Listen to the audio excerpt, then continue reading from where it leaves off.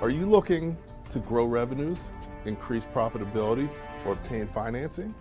If so, you came to the right place. Running a business is all about leadership. How do you become a better leader? Learn from the successful entrepreneurs and business owners how to lead your organization more effectively.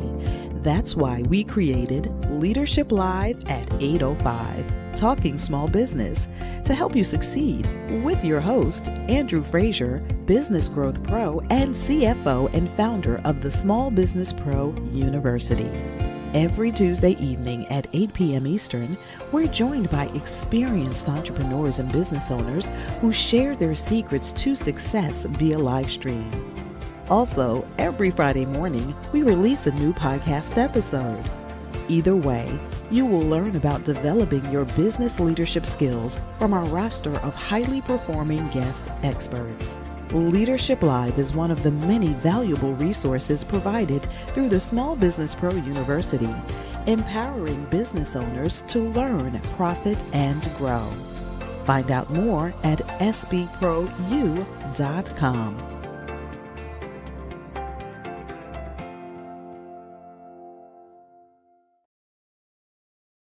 Good evening and welcome to Leadership Live at 8:05 Talking Small Business. I'm your host, Andrew Frazier, and excited to be back with you hanging out on Tuesday evening to talk small business, my favorite topic of all time. So tonight, I'm excited. We've been doing this almost 3 years, but this is the first time we've done a show on this topic. So I'm excited about having our guest on this evening, Dr. Rasheda Weaver.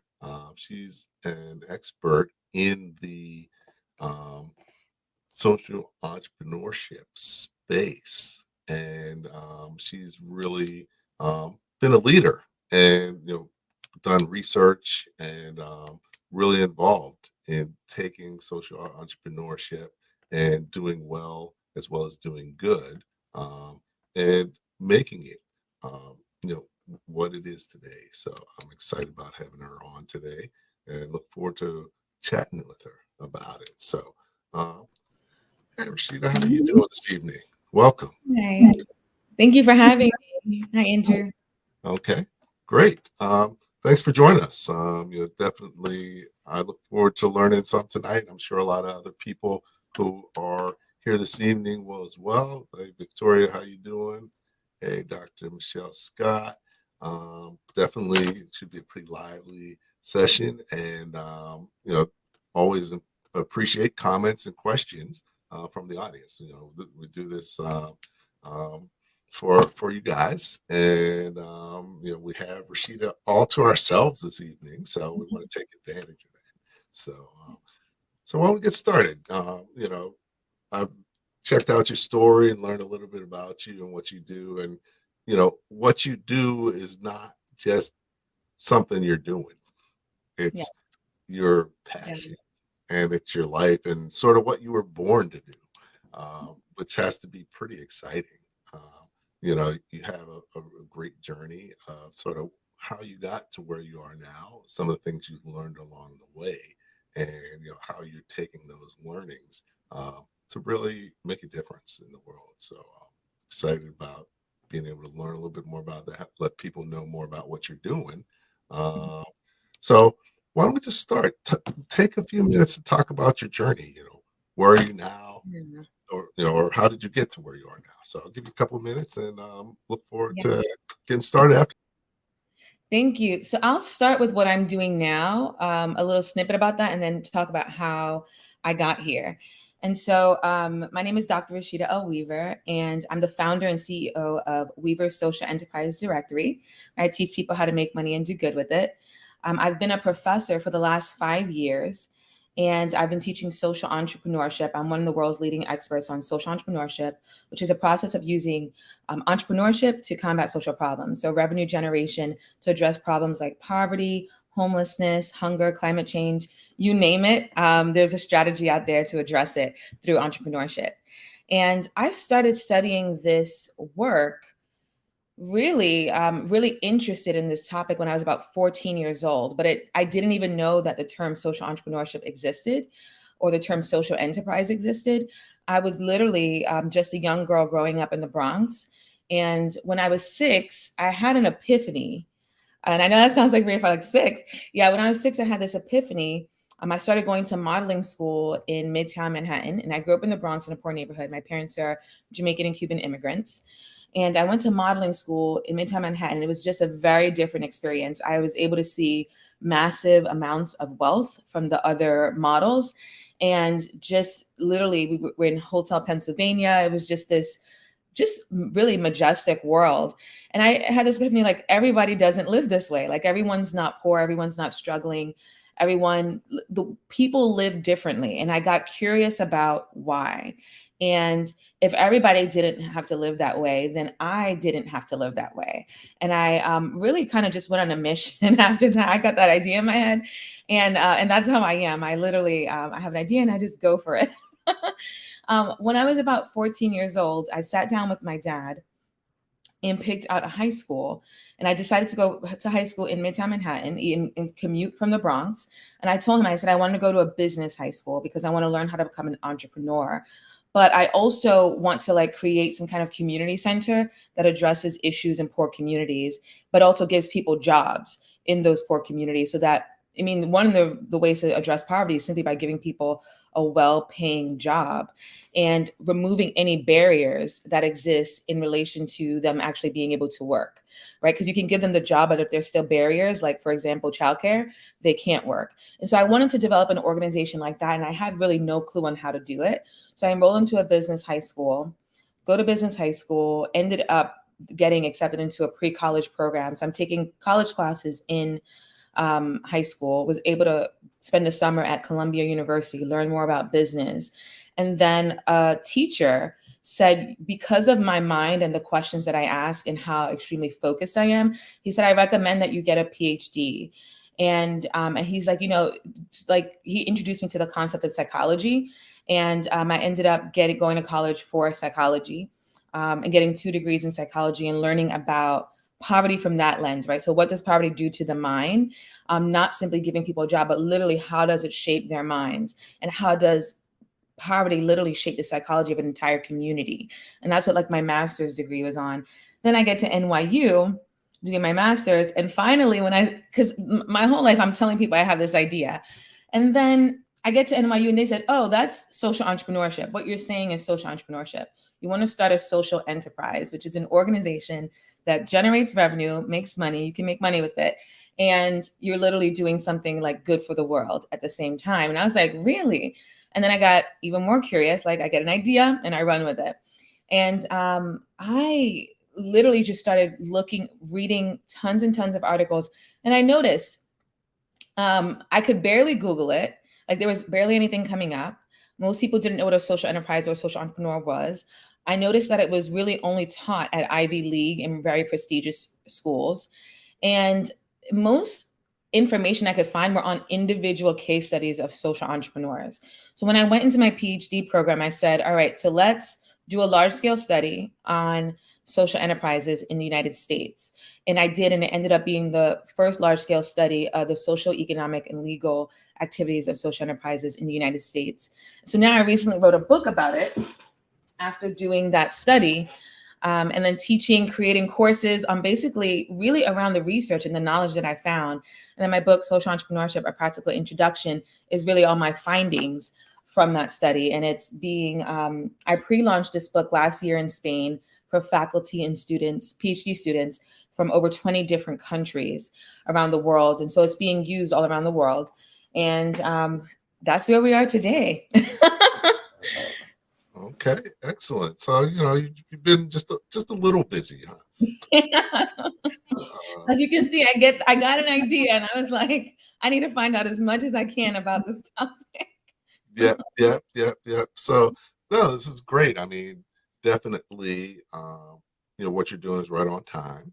I think that more and more these days, it's more important to not just do business, but make a difference. And I think that's where small business plays a big part, because in many cases, the organizations that focus the most on making a difference are small businesses, because they focus on their community. Absolutely. So that's that's great. So what we're going to do is, before we dig into the questions and everything, just want to take a minute out.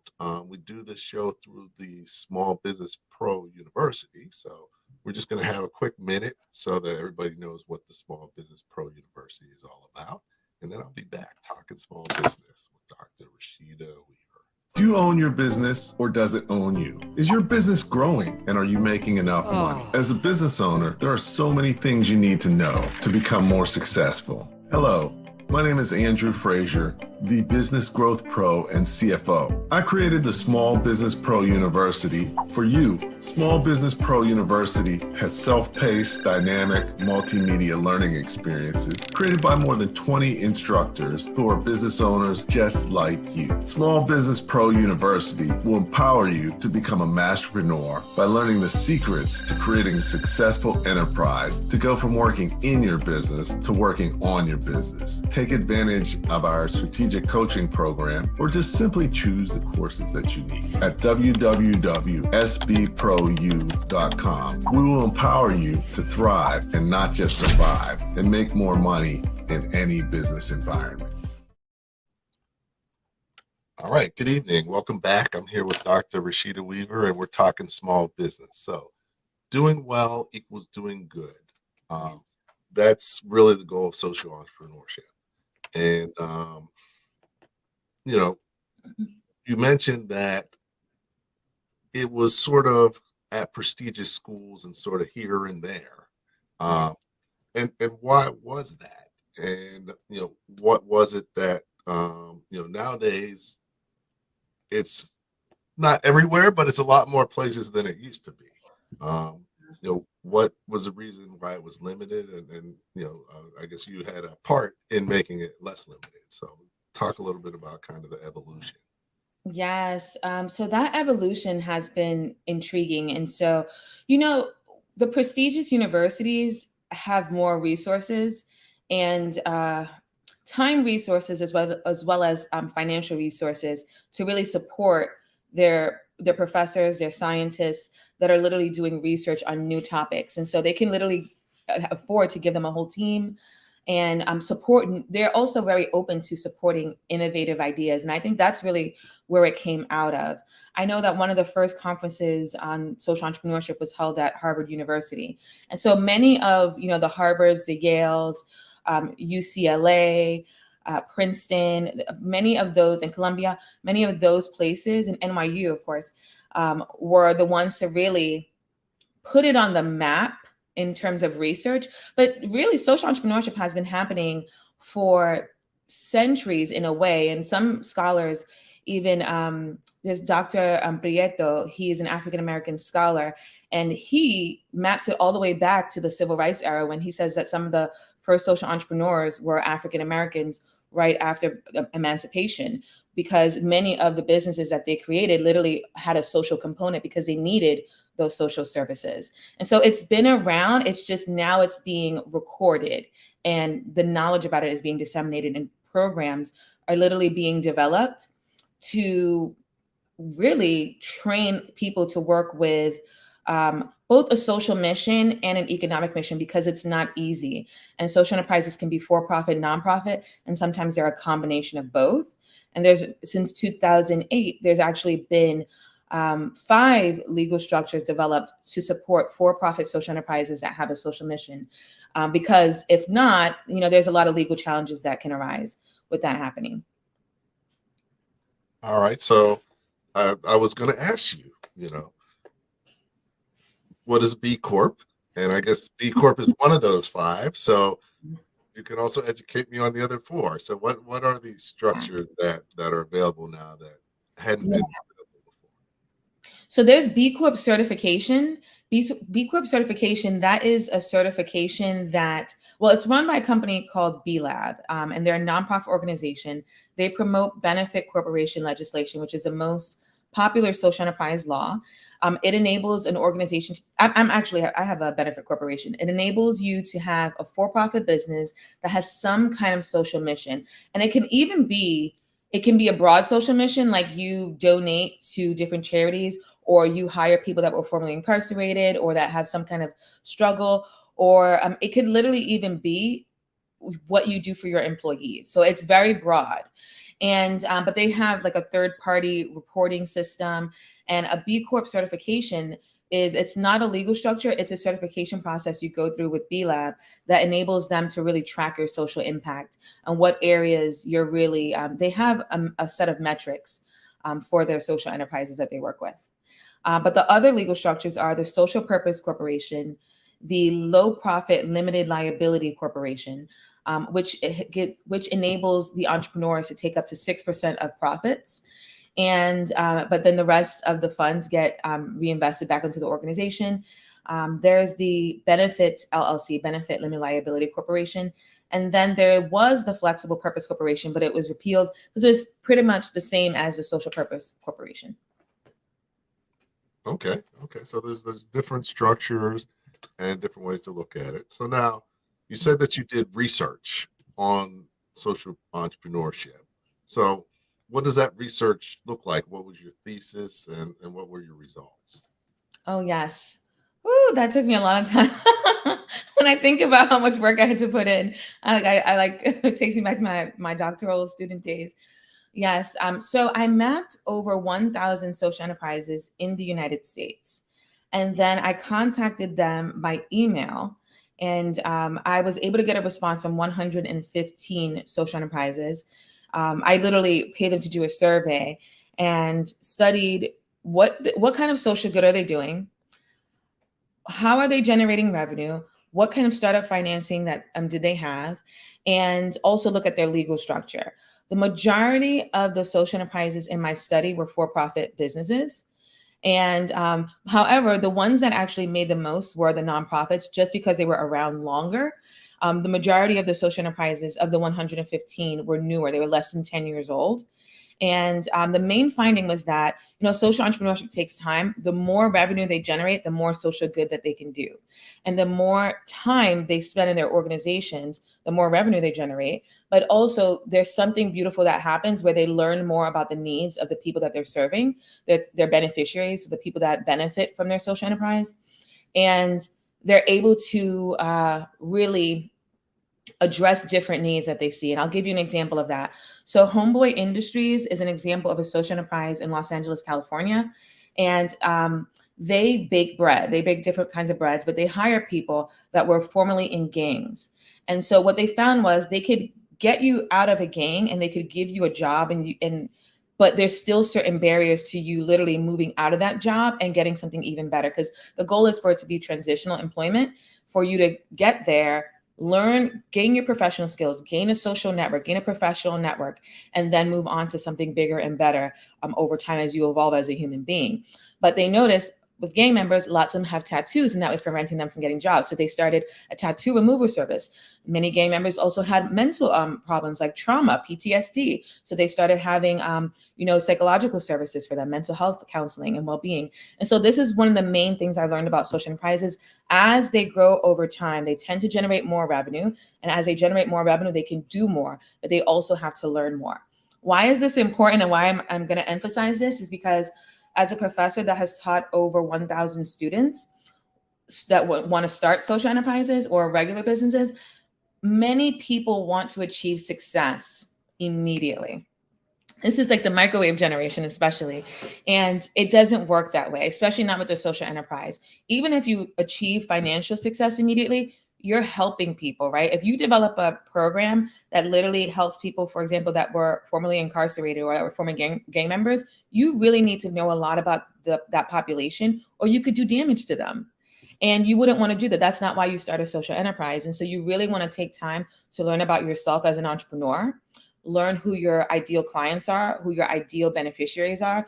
Know that those are two different things, right? It's like if you consider a child, for example, children don't usually buy their own toys. Their parents buy their toys, but they are the user of that product that the entrepreneur sells. And so even something that it seems as simple as that's something that a social entrepreneur has to learn, that there are users, the customers, and then there's a beneficiary that might literally just be receiving donations from your organization, but they may not be a purchaser or a user. They may literally just be benefiting from the funds you give or a service that you provide. Okay, great. So no overnight success? It can happen. I have seen it, and I have seen it go well. I feel like that I have one example if you want one. All right. That's rare. Okay. That's the 1%. So what's the example? Her name is Lisa Curtis, and she is from the founder and CEO of Kuli, so Kuli. And she started her organization. She was actually a Peace Corps volunteer, and she went to Niger, and I believe it was Niger. And literally this happened by accident. She's a vegan, and she wasn't eating enough protein there. And so she was feeling kind of faint. And the local African women gave her something called moringa, which is something my family like eats as well from Jamaica. And she found out this was like a superfood. Like it gives you tons of energy, more energy than coffee. And it gives you iron as well. It's like it builds your blood. And she ended up starting a Indiegogo crowdfunding account and raised like $50,000 in less than 24 hours. And so I would consider her an overnight success. And she used that money to literally create moringa bars that she now sells at Whole Foods. And it's now years later, but she's a benefit corporation, and she's had massive success and celebrity sponsors and everything. But that's rare. Okay. All right. That's great. That's cool. So, definitely I'm working on being an overnight success with my community 15 years later. So, but the joy is in the journey. Sometimes you can, you become an overnight success and you crash and you burn. And so that actually happens a lot of times. And so I say the joy is really in that journey and the learning experience that you as an entrepreneur get from that journey. Like, I think I'm in that space now, being a faculty member for 5 years and literally going full time with my business last year. It's just been so beautiful. I've learned so much. It's been hard, but it's also been beautiful, and I'm growing. Okay. No, definitely the journey is key. I think that, one of my friends, we talked about success, and he was like, there's only one place that success comes before work. Any idea where that is? No. In the dictionary. So definitely. That's a good one. I like that. Yeah. So definitely you got to pay your dues a little bit. You got to evolve. Your business has to evolve. So I've got a question from Dr. Michelle Scott. So let me put it on the screen. Hi, Rashida. Thanks. What about co-ops? Are they social enterprises, and why aren't they successful in urban areas? Or maybe are they successful in urban areas? Because maybe there are some. Yeah, that's a great question. And so cooperatives are organizations that they are social enterprises, and they're organizations that have employee ownership. So the employees have a stake of ownership within the cooperative.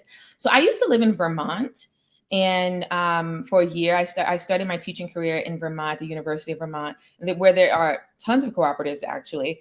And technically, you could say it was in the urban areas of Vermont, and they were successful. And here's what I know about cooperatives. They're very successful at being resilient. And like during the pandemic, cooperatives actually were thriving because the employees had a stake in literally, many people left organizations. So many organizations laid off workers, but cooperatives were standing strong because they are employee owned and run. And so they tend to do good in difficult times in particular. I don't know about them not being successful in urban areas. It may depend on the geographic context, because I know that they're very successful in Europe. However, I haven't really studied them in urban areas in the United States. Okay. Not on a large scale. Okay. So that might be a future research project. Yes. Now I'm curious. I told you I get an idea and I run with it.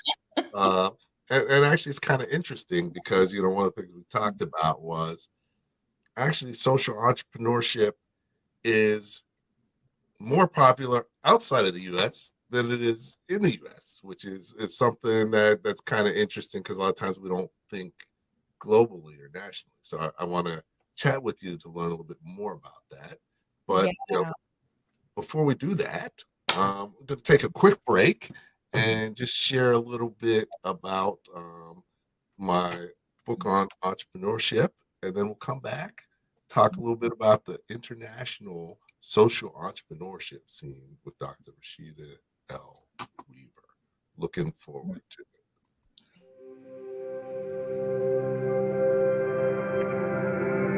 Growing revenue, increasing profitability, and obtaining financing are the results of running your small business like a pro. This is really the path to achieving the success that most entrepreneurs and business owners are looking to achieve. But it's a path where most people get stuck between step one and step two. Businesses close every day because their owners were not able to create a successful, sustainable enterprise. If you do not create an enterprise, the only way that you can sell your business successfully is you sell yourself with it. This book is a common sense guide for learning how to run your small business as a professional enterprise. You can pick up the book as a new entrepreneur or as a seasoned entrepreneur and get something out of it. It's very educational. It provides a fundamental understanding of the challenges small businesses face with real-world solutions that drive results. Life examples of what happens in business with cash flow, handling money, very, very accurate, and they were experiences that I've had. Structure. If I do a shoot, I know that there are certain steps that I have to take to get me to where I need to go. But when it comes to business, I didn't have the same sense of what needed to be done. Andrew helped me see, systems, the steps we take to grow a business. So he's helped systematize it. I worked with a client who was looking to retire and sell his business and expected to get over $500,000 for it. However, when I assessed the business and looked to figure out what the value was, it was less than $100,000. Why was this? Because he didn't create an enterprise. The business was centered around him, and without him, there wasn't a business. This book helps you to understand how to create an enterprise where it can run successfully without you. Get your copy today. Andrew Frazier's new book online at www.runningyoursmallbusinesslikeapro.com. Also available on Amazon. Okay. Welcome back. Talking small business here with Dr. Rasheda Weaver. So we talked about the U.S., and now we're going to talk internationally because social entrepreneurship is actually bigger internationally than it is in the U.S. So we need you to fix that, Dr. Weaver. That's what I'm trying to do. So, but you've done some traveling. Actually, you're getting ready to do a convene social entrepreneurs in Italy, right? In the next week or two. Week. So talk a little bit about the international scene and kind of how it's different from how it is here. Yeah, so the intriguing thing about social entrepreneurship in relation to the US and around the world is that the United States actually has some of the largest amount of social enterprises. However, what research has found is that the support system for social enterprises throughout the rest of the world is much better and much bigger. And I want to talk about this in two terms, because I also want to mention what I'm doing here in the US as well to change that. All right. So I mentioned my book was pre-launched last year in June 20, exactly 1 year ago. This year, 1 year ago, I was in Spain. I was invited to the University of Sevilla in Spain, or Seville in Spain, and to pre-launch my book so that faculty and students from over 20 different countries, mostly throughout Europe, India and South Africa, and to literally get that into schools in those countries. And I was sponsored by MS International Research Network, which they brought me in to be a faculty member to teach for their group of international students and faculty. And it was an amazing experience, but that experience in and of itself is an illustration of the kind of support that people doing research on social entrepreneurship and people doing social entrepreneurship in practice, that literally starting these organizations have in other countries. For example, in many places throughout Europe have literally government funding to do research, government funding to train social entrepreneurs, government funding to literally fund social enterprises. And so we see that a lot in Australia, Canada, and Europe, where my research is more well-known than anywhere else. Now, what am I doing here in the United States to change that?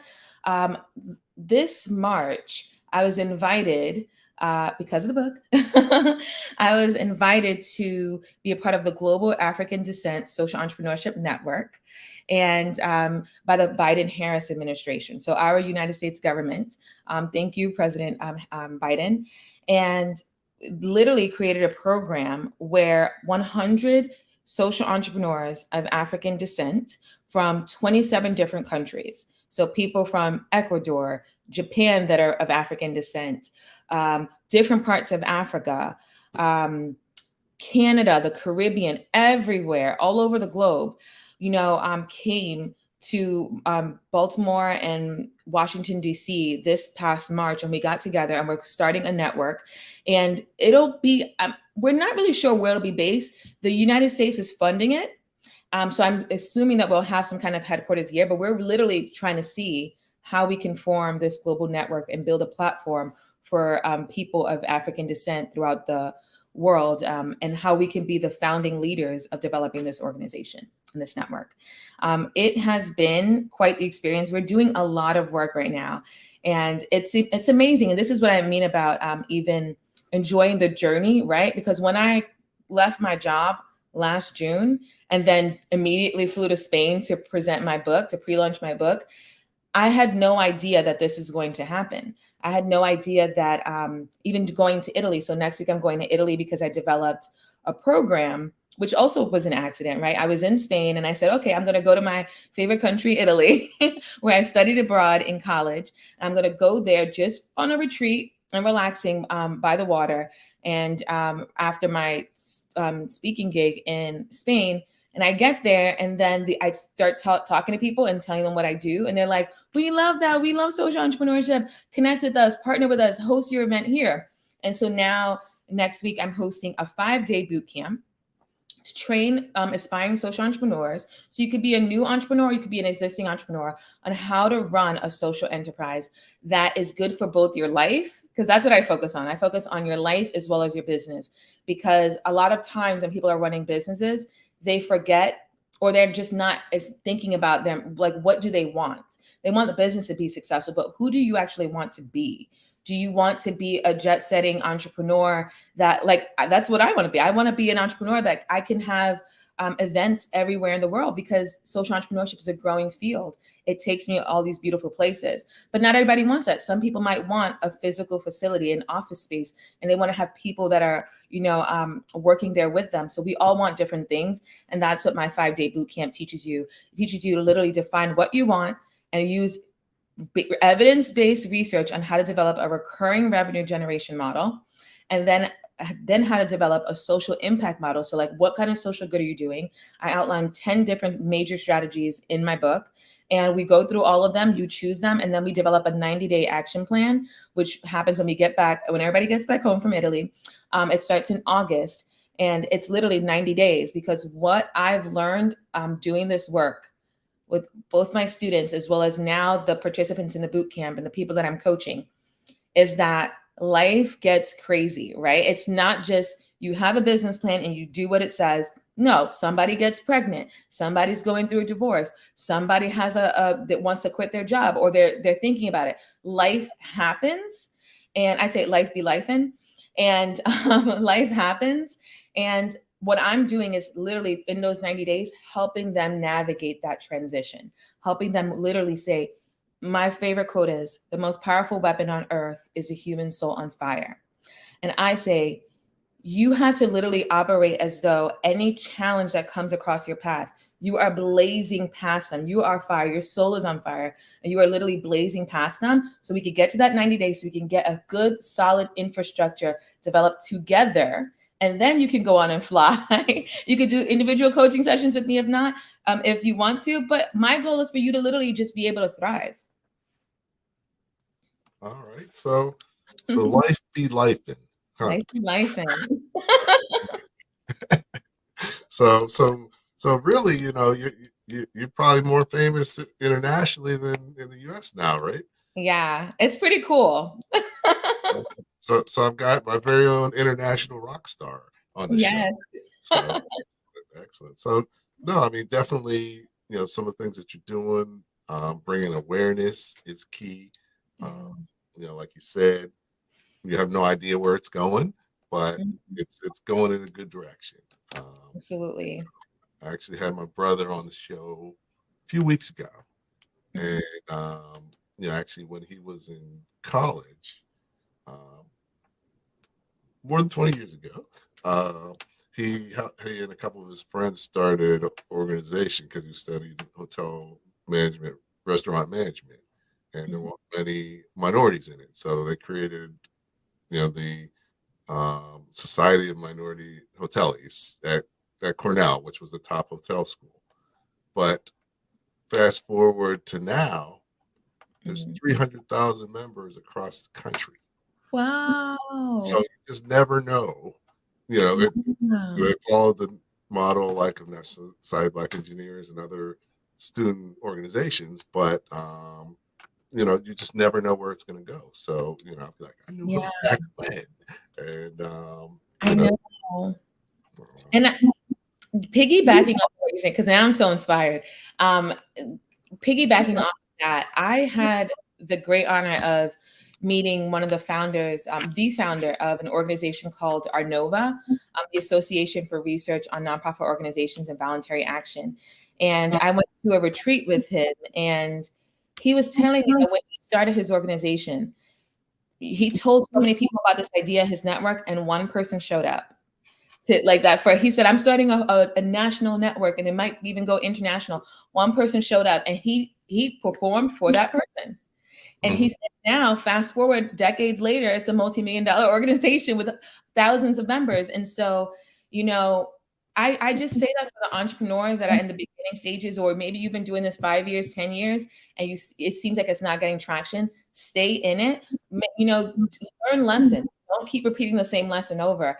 I was actually watching a video with Alex Hormozy today. He said, the fastest way to get smarter is to literally just speed up your learning, change your behavior once you learn the lessons. Like the faster you change that behavior once you've learned, the faster, you'll become smarter and more successful. And so stay in there, stay the course. You got this. You're going to be great. Okay. No, great. Definitely. Having a business, there's so many things to learn that, you learn so much more than you could ever learn from a job.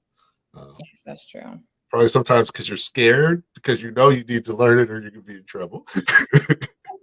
and also, I guess, in business, you can sort of learn two ways. You learn by, taking the time to plan and research, or you learn by losing money. And everybody's done a little bit of both, but you really don't want to do losing money too much.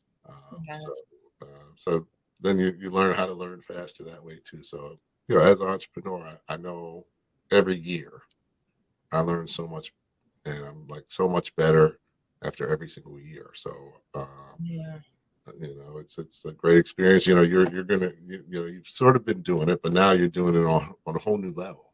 So, by the time next year from now, it's going to be like a whole different world. And but it's exciting, So excellent. It's very different being an entrepreneur than teaching entrepreneurship. And I have to say that because even if you go to a college program or any training program, you have to know that you get the training. But when I say like life be life in, that's what you're not going to get there. And you need to have that experience of failing and hiring the wrong person and losing that money and crying, right? Breaking down, like, should I quit? Like, hear people doubting you and telling you and criticizing your work, and but it all makes you stronger. And if you really take those lessons and know what not to take too, because I read this book, Think and Grow Rich, and it says stay away from negative people. Like, I think most successful entrepreneurs will tell you to be careful who you surround yourself with. So don't take everything as a lesson just because somebody's giving you the advice. Just take it with a grain of salt. You use your discernment, you'll be great. Okay, cool. You forgot a couple of things though. Okay. Bouncing checks, denied for financing. Yeah. Oh goodness. Customers not paying you for the work you did. Yeah. All those real life things that happen that they don't usually tell you about until you're in. And even having to turn some people away, because some right. people, they could be a headache. Right. So definitely it's grassroots, and I like that you said that, because that's really why I created the Small Business Pro University. We've got 50 instructors and course contributors, but they've all had their own business, been in business, so they understand what they're talking about, and they've done it. And many times, depending on who you're learning from or where you're learning, they may or may not have actually done what they're telling you how to do. So definitely grassroots and is cool. So now, you've got a lot of things going on. I know you don't know exactly what the future is, but what are some of the things that you do have planned? Do you have plans for another book? Are you looking at doing another retreat internationally? You're going to do it here in the States? What are some of the things that are on your radar that you want to really accomplish over the next 12 months? All of that and more. All right. So I did just submit a proposal for a book called 90-Day Reset for Social Entrepreneurs. It's a wellness planner for social entrepreneurs based on my coaching sessions, because, like I was saying, one of the things that entrepreneurs in general really need to take care of, especially in those beginning stages, but all the time, is your spirit, that entrepreneurial spirit, that entrepreneurial mindset, because it is not the easiest. It's not an easy job. It's just not. And you have to make sure you're eating healthy. You have to make sure you're taking care of yourself. You need mentorship and coaching from different people. I have a thought coach, literally a thought coach, to make sure that my thoughts I'm using my thought energy and putting it into focusing it on positive things and what I want to attract, and it works. I have a holistic health coach, but that's what the book is going to talk about. It's about surrounding yourself with people and resources and engaging in activities that align with the person that you are and want to be. Right. And so that book is going to come out hopefully next year or before the year is over. I have another book, Social Entrepreneurship in Turbulent Times, that I'm most likely going to be writing. That's under review. I'm discussing that with the publisher as well right now, which is all about what we've been through, the pandemic, and looking at all the recession, the pandemic, inflation. How do you navigate, your business during these times like this? What are some lessons that we've learned over the last couple of years about how to tap into different markets and to pivot your business model? Retreats. I will likely host. I want to host a lot of in-person events in the fall. I really want to do that. I really want to connect with more social entrepreneurs. I've been doing it online, and I've been going out, and it's just the reception to the book, to what I'm doing, has been so wonderful and amazing that I really want to do more events, host events. I'm going to create opportunities and spaces for other people. And I want to see them really become themselves as a social entrepreneur, but really rise and be and shine as well, and really do this work together, right? Because I'm amplifying the work that they're doing, and I'm helping train them to do better. And so we're really in this all together. And so forming that community. Love to do more speaking engagements throughout the world. And my ultimate dream and what I'm working towards is that boot camp that I have. I really want to have a facility where I run that full time. Maybe it'll be housed at a university or a college, but it's like separate entity. Or maybe not. Maybe I'll do it on my own. And regardless of whether it's housed by a university or I do it by myself, it will happen. And it'll be a training facility to run that boot camp there throughout the year. And then I want to have social entrepreneurs literally working there that have gone to the boot camp that then are co-working together and really growing organizations over time and getting them funders. And this is just the beginning. A lot is in store and I'm so excited. Okay, look at that. Yeah. I can see the excitement all over you. So definitely, it's good to see that passion. We got another question from Dr. Michelle Scott. So I figured let's check it out. How are you integrating the sustainable development goals into your courses, boot camps, and etc.? That is a very great question. And so the work that I'm doing with the Biden administration, with the African Descendants Social Entrepreneurship Network, we're literally implementing the Sustainable Development Goals into that work. And we're actually meeting, some of our members are meeting at the United Nations Forum for the Decade of African Descent. So it's actually, the United Nations declared a Decade of African Descent, but it's literally starting over this year. So this was the final year, so it's going to start over next year. And we're working with them to implement that into the work that I'm doing with them. We call it ADSEN, so the African Descent Social Entrepreneurship Network.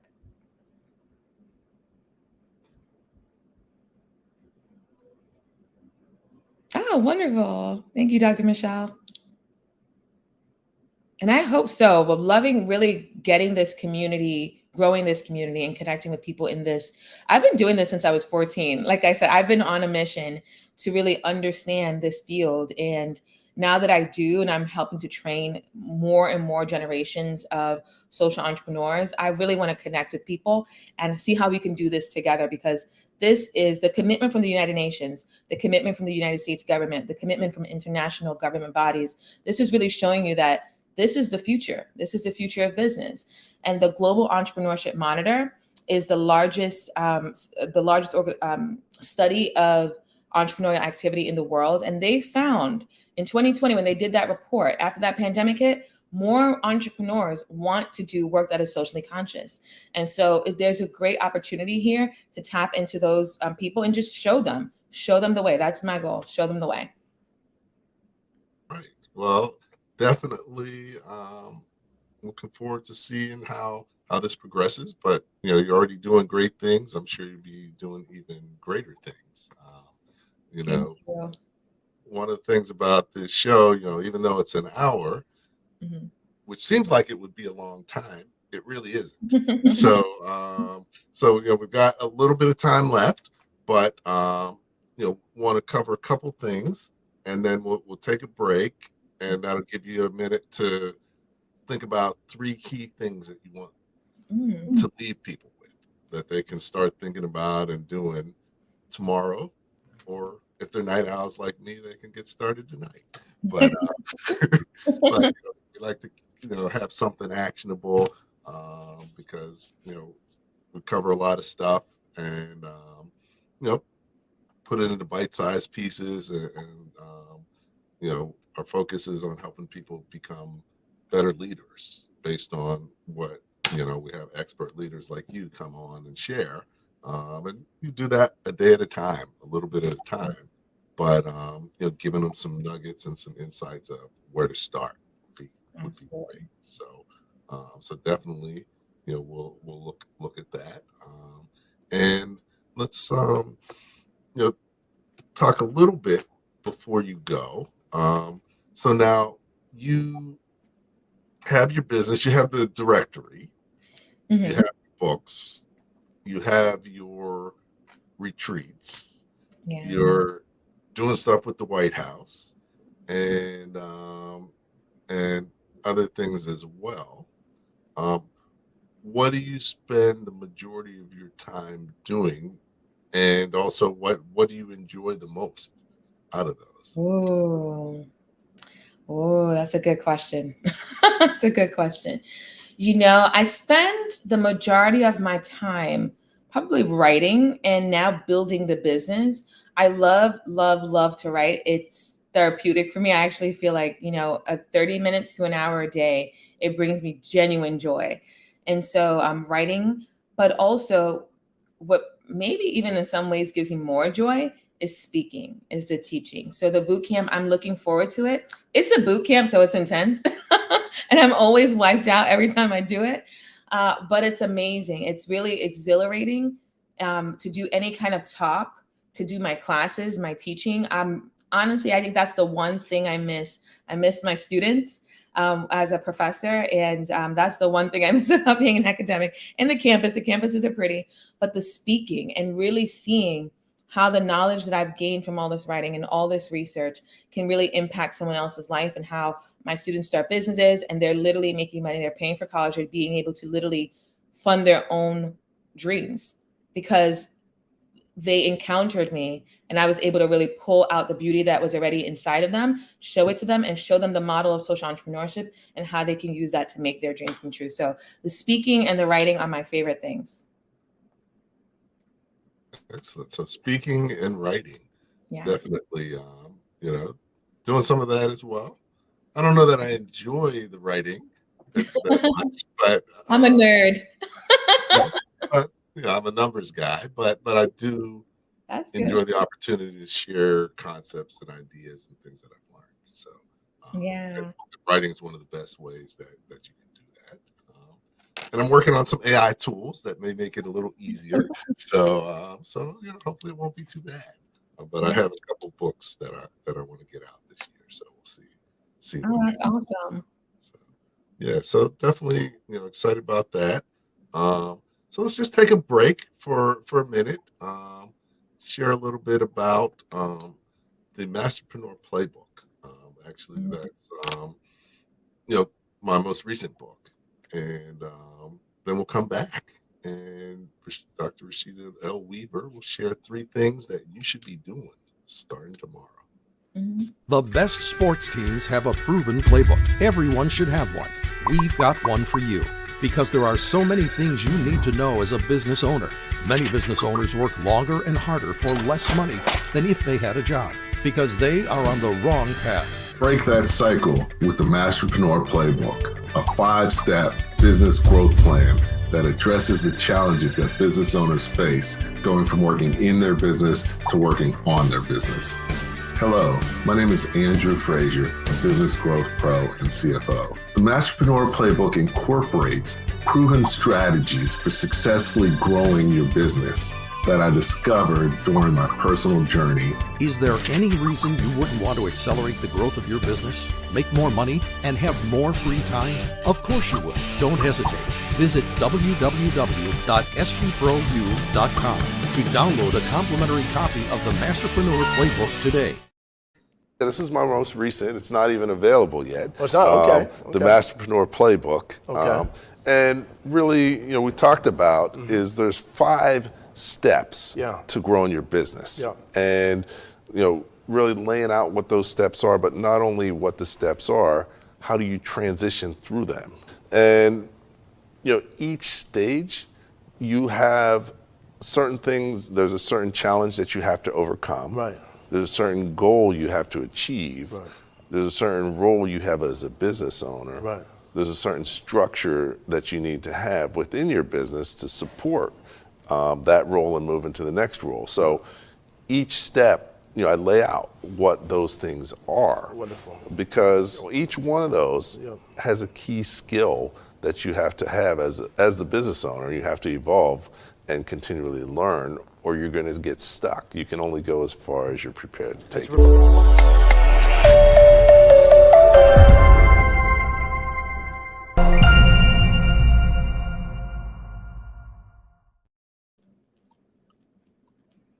All right, I'm back with Dr. Rasheda Weaver and talking small business. We covered a lot of great stuff about doing well and doing good, social entrepreneurship and what it is and how it works. So she's going to leave us a few things that we can take into account and really get started implementing in our business starting tomorrow. So take it away. Yeah, so the first thing I would say to get started would be to ask yourself, what is your social problem? And so what I mean by that is every single person has a problem.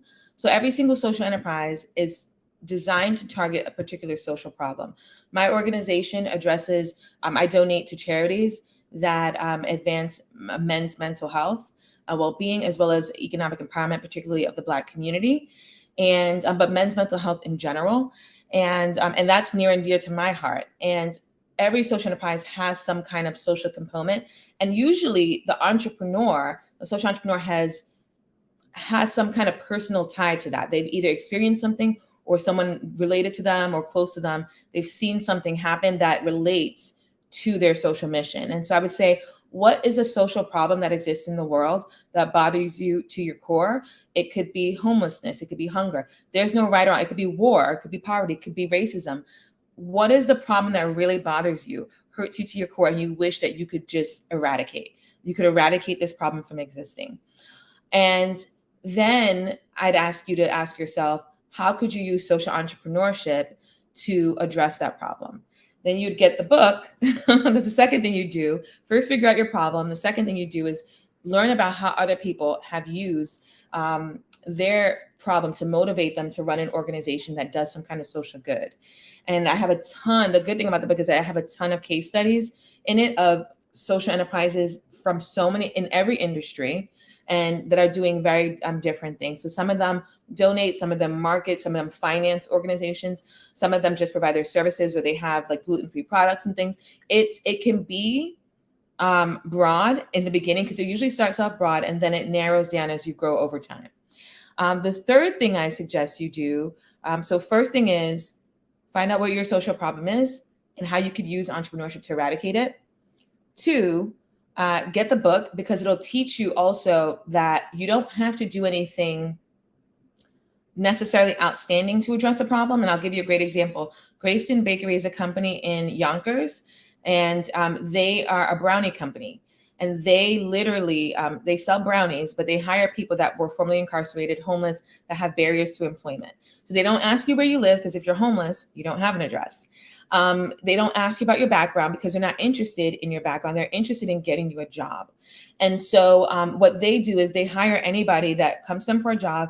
They don't have a position available. They put you on a waiting list. And then they also provide daycare services for people that have childcare issues that would prevent them from working. And so they're literally just selling brownies, but they're doing this massive impact because of the amount of revenue that they generate and what they do with that revenue. So when you think about your social problem, their problem is eradicating poverty due to joblessness, but they're doing it using a brownie recipe, right? So you think about what your gifts are as well. The third thing I want you to do, so you figured out your problem, you get in the book to learn more about the field and how you can design a social enterprise.